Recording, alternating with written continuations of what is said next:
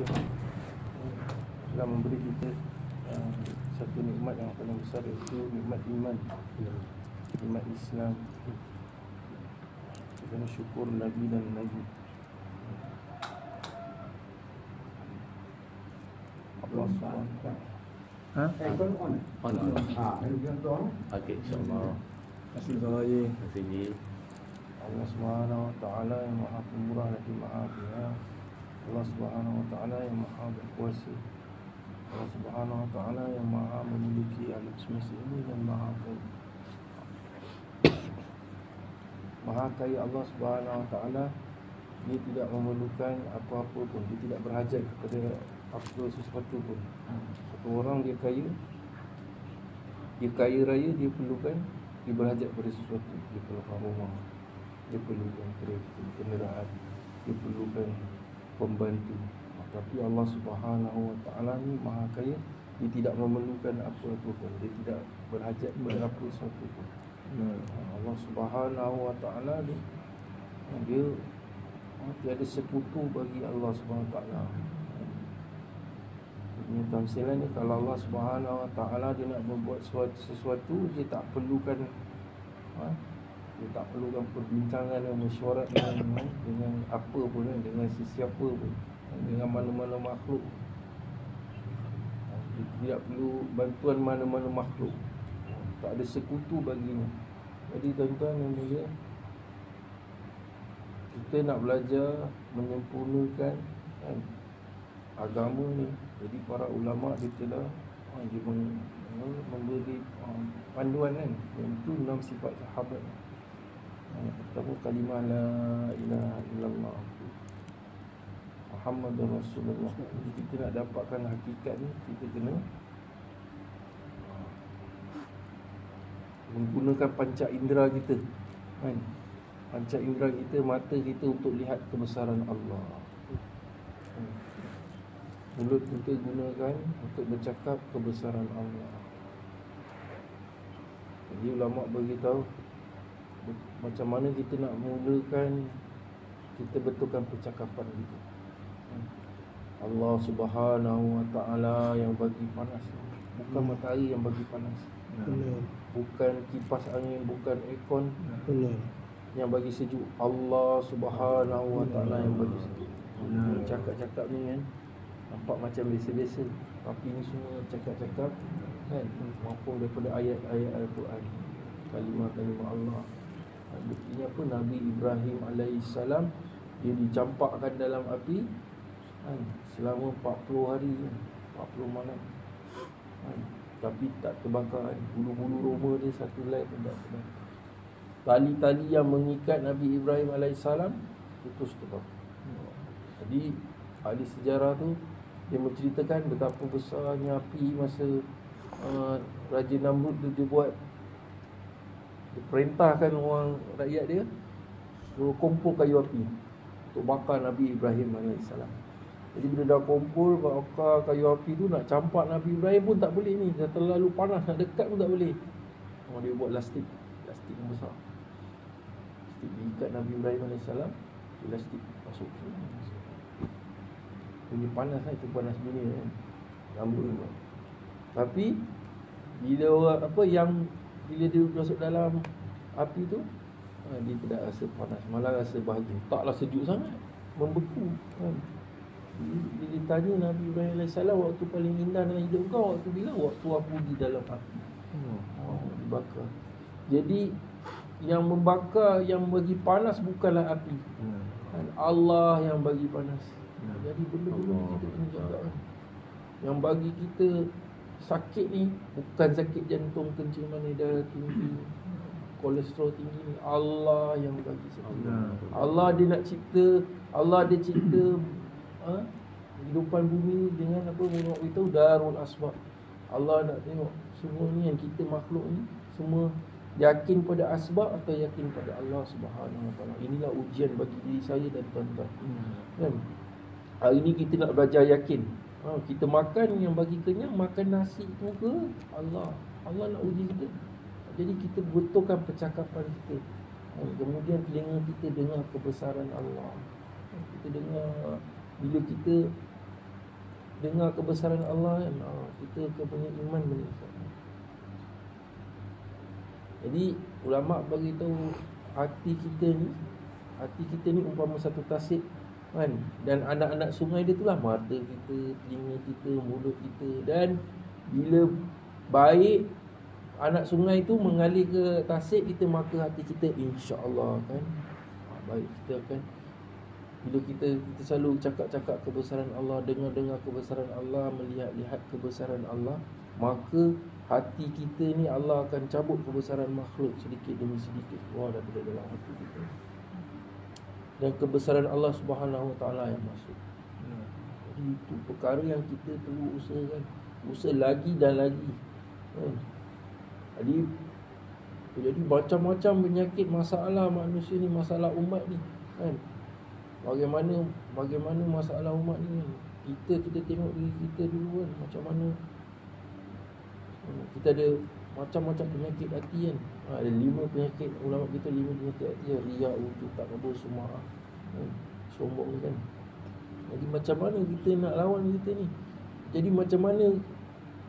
Itulah tadi kita keluar jalan Allah. Kita nak belajar. Tak ada cara jalan lain lah. Nak ikut cara selain semalam kita dengar targib kan, dia kata apa? Orang salam lupa. Tapi kita tak ada cara lain, kecuali cara Nabi SAW je yang bawa kejayaan. Cara lain pasti dia tidak membawa kejayaan. Kalau sebagai satu contoh, kita nak belajar nak betul kan, kalau kita tak ikut sunnah Nabi SAW, kita nak guna ikut siapa? Ikut kaedah orang lain. Dia kalau dapat jadi pun dia tak lama. Kalau dapat pun tak banyak hasil dia tu. Kalau tak banyak pun tak lama, tak kekal. Contohlah tuan-tuan, kita buat satu kaedah kan, kita fikirkan dengan guna kita rasa kita guna otak kita, kepandaian kita rasa kita nak dakwah ni menggunakan, kita nak buat grup Facebook besar-besaran satu dunia. Mungkin dapat. Kita nak dakwah dalam grup tu kan, mungkin dapat, tapi tak lama. Kesan dia pun, orang yang dapat tu pun tak ramai. Dia tak kekal. Jadi kalau kita buat usaha ikut cara Nabi SAW, dia pasti punya kejayaan. Dan dia berkesinambungan dari semasa ke semasa. Dia punya analogi tamsilan dia begini. Kalau ulama kita dulu dia buat usaha dakwah ni macam ni, ikut cara Nabi SAW kan? Kita pun sambung kan? Kemudian generasi yang bawah kita pun insya-Allah akan sambung.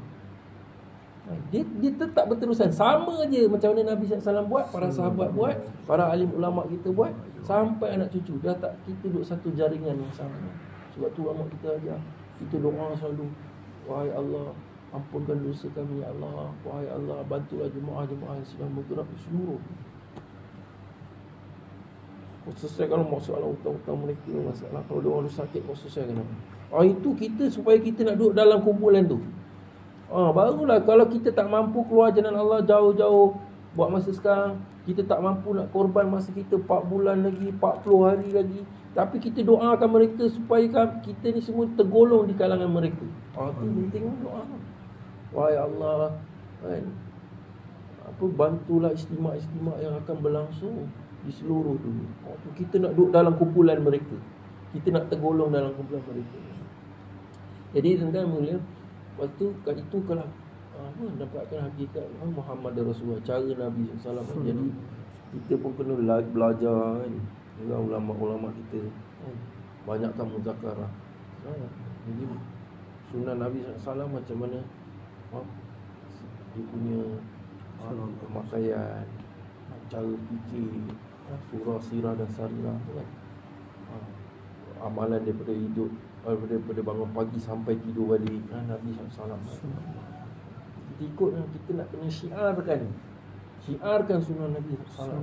Kita pakai pakaian sunnah, pakai jubah, pakai kopiah, pakai syarban, pakai rida.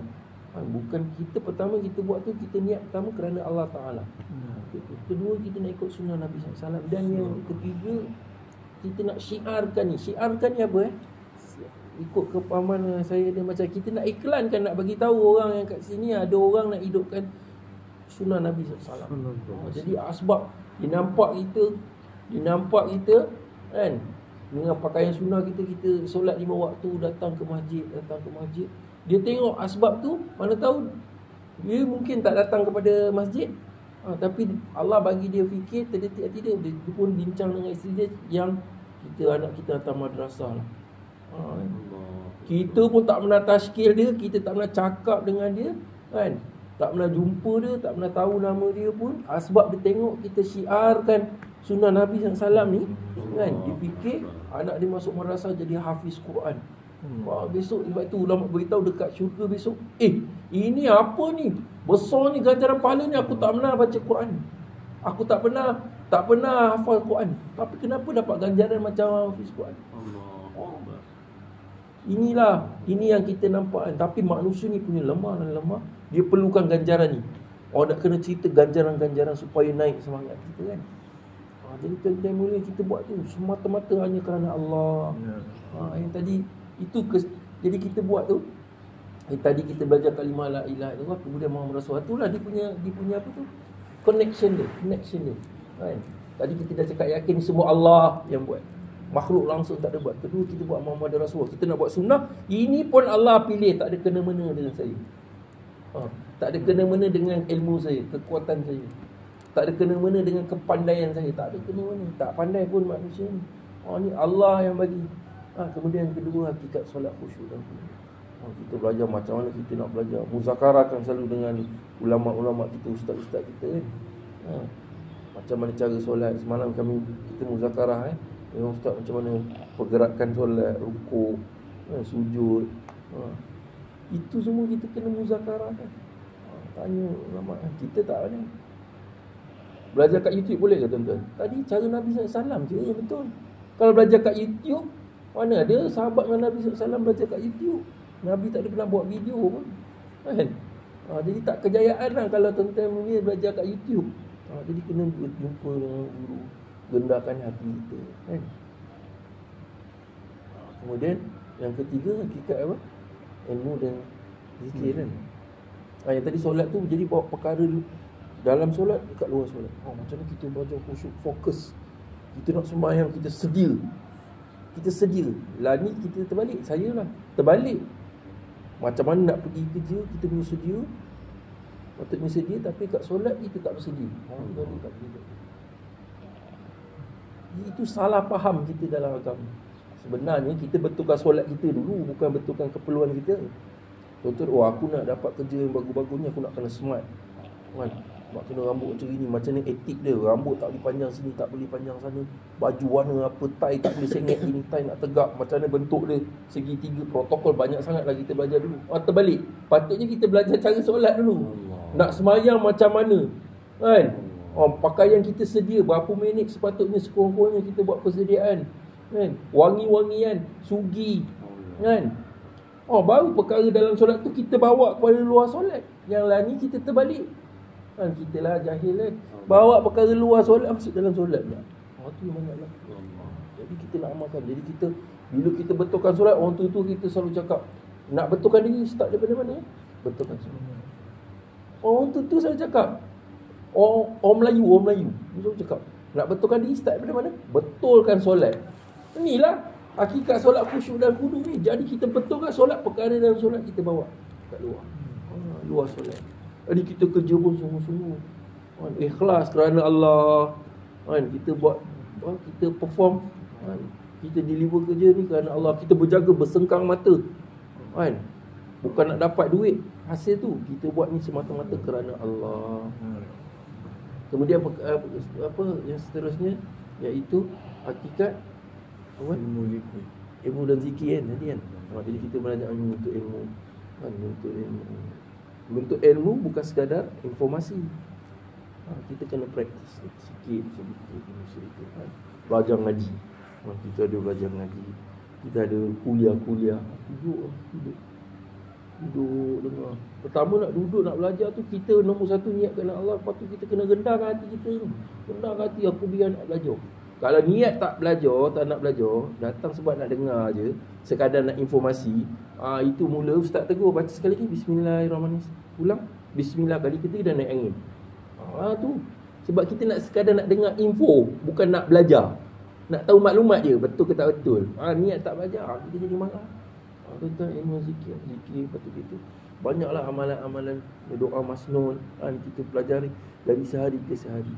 Kita muzakarahkan dalam kenderaan kita dengan kawan-kawan kita, dengan anak-anak kita. Macam mana doa bangun tidur, macam mana doa naik kenderaan, kita belajar. Jangan sombong. Kemudian yang keempat, yang seterusnya, hakikat apa kan? Ikram muslimin. Ikram muslimin kita kena belajar tidak menuntut hak kan. Kita menunaikan hak sahabat kita katakan, dan kita tidak menuntut hak itu. Ikram muslimin belajar. Sebagai contoh, kita bagi jalan kat orang lah keluar simpang, dia tak bagi terima kasih, angkat tangan pun tak ada. Dah lah aku bagi jalan, tak ada ikram muslimin lah tu. Dah lah aku bagi jalan, angkat tangan pun tak. Dia mengharapkan balasan selain daripada Allah. Itu yang kita nak kena belajar tu. Dah lah aku bawa sambal gesek daripada rumah, tak ada orang pun cakap terima kasih. Tu tak betul lah. Kan, nak belajar. Dia akan belajar, dia akan lintasan dalam hati kita cakap astagfirullahalazim, la haula wala quwata illa billah. Saya terlajak tu sebab itu dia dalam ikhlas kan. Jadi kita tunaikan hak saudara-saudara kita, datang rumah ke rumah, pintu ke pintu. Kita datang, kita bawa dengan sifat kasihnya Nabi SAW. Macam mana semalam kita dengar kan, target kan, macam mana Nabi SAW dia risau pada umat dia. Jadi semalam kami pergi lalu dekat Expo Thailand kan, dengan ustaz kan. Jadi cakap macam mana Nabi SAW dia risau kepada umat ni. Kan? Risau pada umat ni tak datang pada perintah Allah ni. Waktu-waktu maghrib berduyun-duyun orang Islam pergi pada tu. Dah lah parking susah, keluar duit, berpanas-panas, sanggup tu. Kan? Jadi kita kena risau. Kita bukan tengok teruknya orang ni, buruknya dia, apalah pakai tudung, dia ni apa, anak siapa ni. Tak boleh. Kita sepatutnya kita kena risau. Ya Allah, macam mana ni kita ni, macam mana Nabi SAW ni juga risau ni. Patutnya azan nak berkumandang dah tahu dah. Zaman sekarang ni teknologi dah ada dah. Dah boleh predict pukul berapa waktu solat, berapa masa, jam masing-masing dekat tangan, dekat dalam kocik semua ada jam. Boleh pasang alarm. Tapi diorang buat persediaan pergi kepada tu. Dalam hadis Nabi apa? Tempat yang Allah benci adalah pasar-pasar. Tempat yang Allah suka adalah masjid-masjid. Itu melanggar terus. Dia apa? Kontradik terus dalam hadis tu. Terbalik pula, nak maghrib pergi pasar-pasar. Jadi kita kena risau. Jadi bila kita ada risau macam tu, kita ada datang sifat kasih lah pada umat. Kita ada kasih, ya Allah kesian ni. Jadi kita kadang-kadang tak payah jauh lah, dalam ahli karya masjid kita duduk sebelah kita, ya Allah kesian ni pakcik ni, kita sayangnya pakcik sebelah kita ni, sayangnya adik kat sebelah ni, sayangnya imam kat kita ni, imam kita ni, dia ada sifat kasih tu. Dah tak ada masalah, tak ada masa kita nak tengok-tengok kesalahan. Ni tak betul ni, duduk tahiyat awal dia tak betul ni, apa ni, contohlah. Jadi kalau ada kasih, sebab tu, sebab macam mana fikir Nabi SAW, kasih. Jadi kita kena risau, ya Allah macam mana. Dia automatik datang tentang mulut. Dan yang terakhir iaitu ikhlasnya. Itu buat semata-mata semua kerana Allah. Jadi kita dah nombor satu tu kita cakap ni Allah yang bagi, Allah yang bagi, Allah yang bagi. Kita pandai ni ke, kita tahu sikit-sikit perkara dalam dunia, Allah bagi sikit ni, Allah bagi. Kita tak bagi, kita tak ada belajar pun kan, bukan sebab belajar pun. Allah yang bagi pandai. Berapa ramai orang belajar tapi tak pandai. Allah. Berapa orang ramai tak belajar tapi dia pandai. Berapa ramai orang yang belajar pun dia pandai, dan tak belajar dia pun tak pandai. Begitu. Jadi kita dah cakap-cakap itu, Allah yang bagi, Allah yang bagi. Tiba-tiba kita buat satu perkara kecil, ini cakap, ini aku yang buat ni. Allah. Terima kasihlah kat aku. Kalau aku tak ada ni, kalau aku tak buat gas ni, aku tak buat usuli ni, kan, tak ada OTJ lah dekat sini. Tak ada. Tu tadi dia dah tak tally dengan perkara yang nombor satu kan, ikhlasnya. Jadi kita kena belajar ikhlasnya kita. buat semata-mata ni kerana Allah. Hari-hari sebut. Jadi satu orang saya tengok dia biasa je. Biasa je. Tapi dia dah biasa sebut-sebut. Ya Allah, Masya Allah tuan. Alhamdulillah tuan. Allah Akbar, hebat Allah. Dia tengah tidur kan. Saya tengok dia ngigau. Allah Akbar, Masya Allah. Allah Akbar. Oh, dalam keadaan subconscious kan. Apa tak sedar kan. Ruang bawah sedar kan. Kita belum tentu lagi. Jadi nak praktis. Orang dia biasa ya. Bukan alim ulama. Biasa je dia ni. Allah Akbar. Masya Allah. Astagfirullah. Jadi kalau malaikat cabut nyawa, Allah Akbar. Jadi kita nak belajar benda tu kan. Jadi saya mulakan diri saya. Kita hari ni mau azam. Kita sama-sama. Ada orang ke, tak ada orang ke, dia seorang ke, dua orang ke, kita azam kita nak syiarkan agama Allah ni. Apa ulama beritahu, bantu orang Islam dengan bantu agama Islam perkara yang berbeza. Bantu orang Islam pergi di spikmat, di minyak, di beras, di orang miskin. Bagus. Dia ada kelebihan ni. Ada ganjaran ni, bagus. Tapi bantu agama Allah, apa kita dengar apa? Nanti adik-adik kata apa? Jadilah ansarullah, pembantu-pembantu Allah. Allah Akbar. Ansarullah. Pembantu-pembantu Allah. Jadi pun kita kena mau semangat. Jadi kawan-kawan ni kita kena ada jemaah, duduk dalam jemaah. Kenapa duduk dalam jemaah ni? Ini sudah Nabi SAW. Buat seorang tak ada kejayaan. Jadi kata mana sama-sama kita doa. Mudah-mudahan Allah pilih kita lagi dan lagi kekal dalam usaha.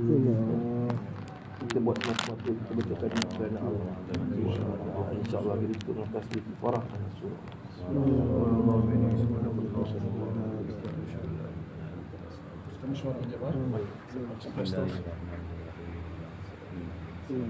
Lagi dan lagi.